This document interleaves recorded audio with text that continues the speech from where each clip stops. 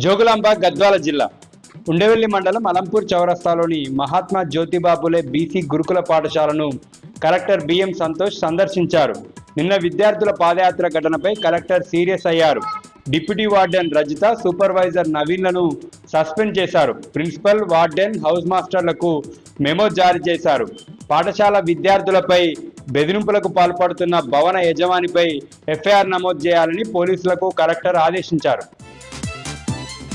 మహబూబ్ నగర్ జిల్లా ప్రభుత్వ నిర్లక్ష్యం వల్ల ఓ నిండు ప్రాణం బలైందన్నారు మాజీ ఎమ్మెల్యే ఆల వెంకటేశ్వర్ రెడ్డి.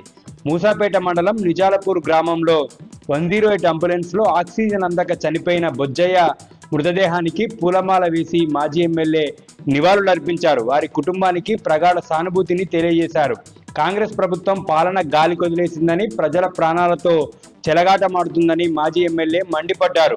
బొజ్జయ్య కుటుంబాన్ని ప్రభుత్వం ఆదుకోవాలని, బొజ్జయ్య మృతికి కారణమైనటువంటి వారిపై చర్యలు తీసుకోవాలని ప్రభుత్వాన్ని డిమాండ్ చేశారు.